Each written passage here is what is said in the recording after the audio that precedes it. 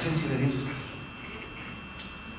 Y Él quiere que lo que hagamos, lo hagamos con todo nuestro ser, con lo mejor. Buenas obras. Dice, las cuales Él preparó de antemano para que anduviésemos en ellas.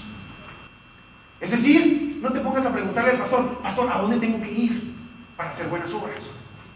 Mira, yo tengo nada más sal a la calle y vas a encontrar infinidad de cosas que puedes hacer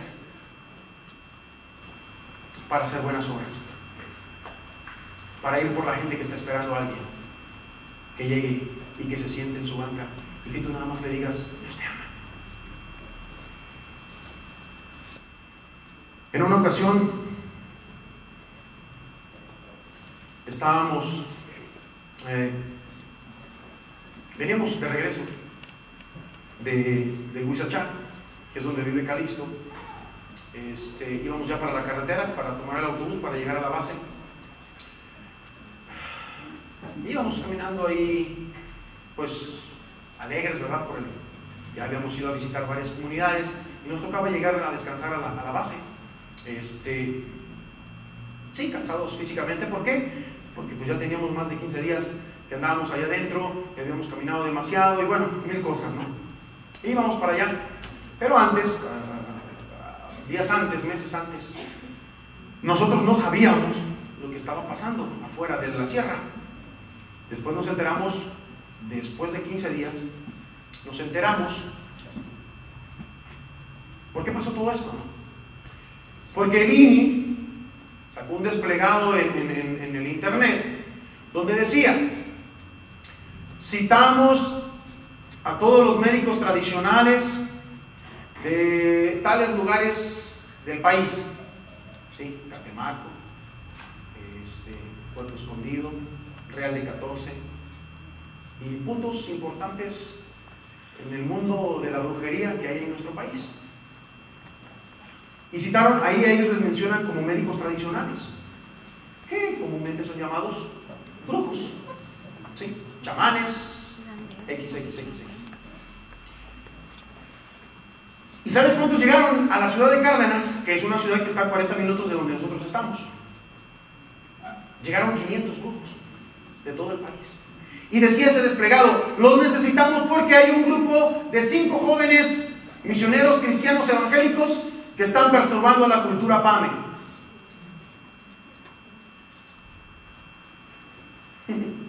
¿Y sabes lo que es eso? Que 500 brujos se junten. Sí, Jesús murió por nosotros y nos protege. Pero ¿sabes lo que es eso? 500 brujos juntos, poniéndose de acuerdo y enviando maldiciones a donde nosotros estábamos en contra de nosotros. Mientras nosotros teníamos nuestro culto, algo muy parecido a lo que yo hacía antes. Mientras nosotros teníamos nuestro culto, ellos estaban en la cima del cerro enviando maldición hacia donde nosotros estábamos. Y se ve, es una persona un poquito más baja que yo y como 10 veces más que yo así.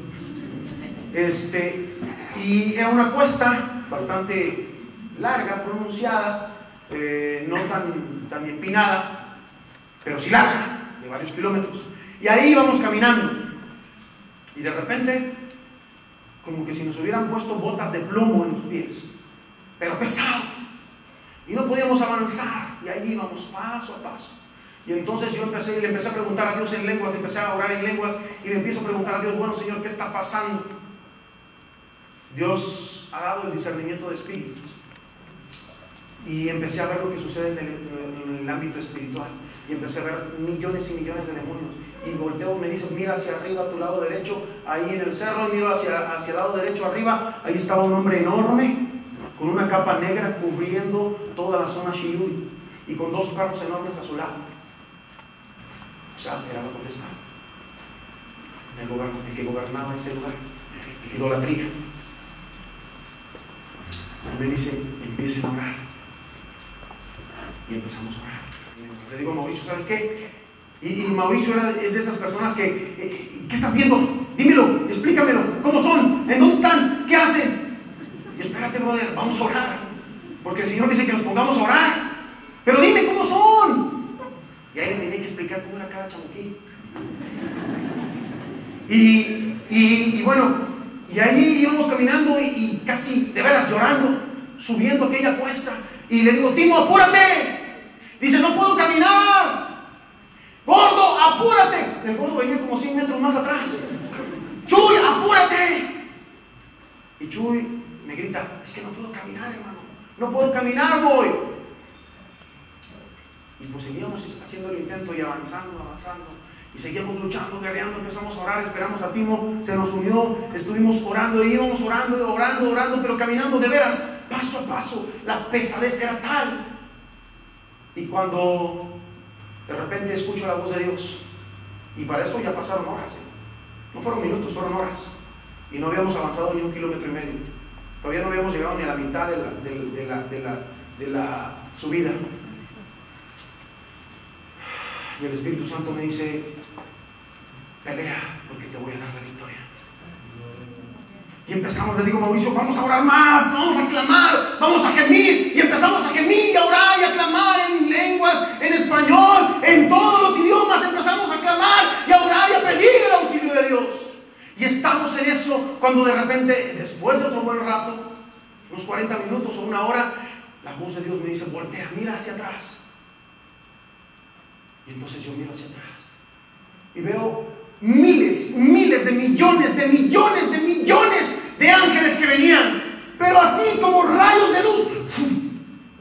Y miro hacia arriba, me dice, voltea hacia el cerro, y miro hacia el cerro, y aquello se empieza a formar como un remolino, pero fuerte, más rápido, sobre el hombre, en la potestad que estaba ahí. Y de repente se tragó al hombre y a los perros. Y todos los chapulines corrieron hacia allá y también desaparecieron. Y los ángeles se pusieron, hicieron una valla sobre nosotros alrededor del camino. Y vino la paz de Dios. Y pudimos caminar rápido, como si nos hubieran quitado las cosas esas de repente. Y empezamos a caminar rápido. Pero el gordo nos ganó, pasó volado. Y lo pusieron en la cima del cerro, ¿sabes? 2 ángeles lo llevaban de los brazos. Y lo pusieron hasta allá arriba. ¿Sabes lo que es eso? Ese es Dios. Ese es un Dios poderoso, un Dios de victoria, un Dios que está conmigo. Y cuando tú le crees, es capaz de decirle mucho más, porque es Dios todopoderoso, Jehová de los ejércitos. Dichoso el hombre que confía en Él, dice su palabra. Dichoso soy porque he creído en el Dios todopoderoso. Dichosos somos, pero tienes que creerlo. Tienes que vivirlo, tienes que apasionarte por eso. No puedes seguir viviendo así nada más. No podemos dejar que nuestro país siga más y más yéndose. O puede ser que Dios no esté permitiendo, porque dice su palabra que cuando abunda el pecado, sobreabunda la gracia. Pero para que se levante la gracia, la iglesia tiene que estar revivida con fuego. Jóvenes, levántate. Iglesia, levantémonos, porque allá afuera gente que se está muriendo y se está yendo al infierno. Y no estoy hablando de cuestiones transculturales, estoy hablando de ciudades. Sí, yo anhelo que vaya la gente a las naciones, a las culturas, a las etnias. Deseo que vayan al polo, al desierto, a todos lugares, a las islas, porque hay mucha gente que se está muriendo. Pero amo mi nación.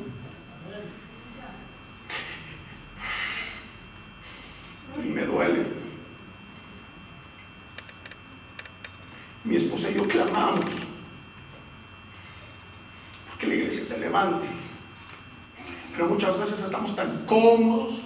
Gracias a Dios que ustedes no tienen bancas y de esos cojincitos. Qué bueno, pastor. Ahora póngales espinas para que se larguen a hacer lo que tienen que hacer allá afuera. Sí, en serio. Sabes, yo he orado y me he parado en iglesias así predicando y diciendo, voy a orar para que haya persecución no solo en Chiapas y en Hidalgo y en Guerrero, sino en todo México, para que nos animemos y nos levantemos. ¿Saben los chamulas? Y platicábamos hace rato con el hermano Sinué. En chamula dicen los hermanos, hermano, ore por mí, pero no ore para que se quite la persecución. Ore, deje que la persecución siga, porque ¿sabes lo que nos mantiene vivos? ¿Qué pasaría si hubiera persecución en todo México? ¿Estaríamos tan cómodos aquí? De velitas que andaríamos allá afuera.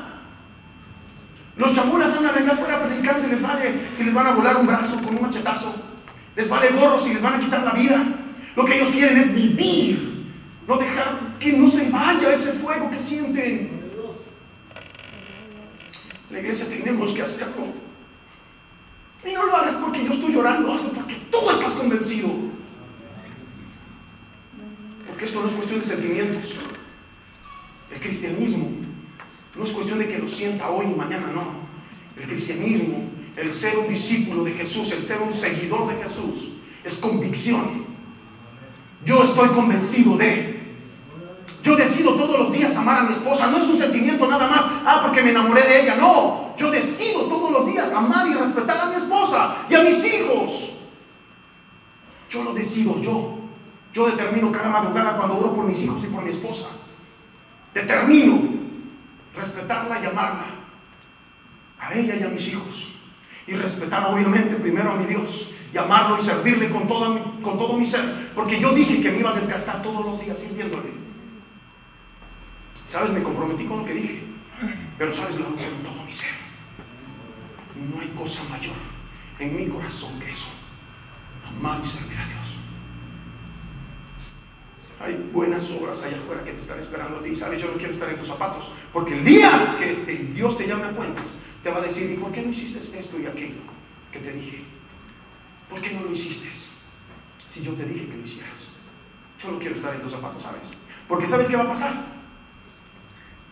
Dios va a agarrarte, te va a dar una patada y te va a mandar al infierno. Perdóname, pero así es.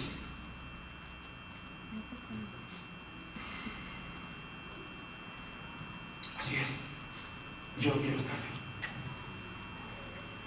Simplemente haz lo que tienes que hacer. No hagas más, no hagas menos. Simplemente haz lo que tienes que hacer. Si Dios te dijo que todos los días tienes que estar en el altar orando, hazlo. Si Dios te dijo que todos los días tienes que venir a limpiar el templo y todo lo que es el templo, hazlo. Pero hazlo. Si Dios te dijo que ibas a ir a los hospitales, hazlo. Si Dios te dijo que ibas a ir al desierto, hazlo. Porque ibas a ver la mano de Dios. Cuando tú obedeces, cuando tú haces la voluntad de Dios, ahí vas a ver la gloria de Dios. Ahí la vas a ver. Termino con esto.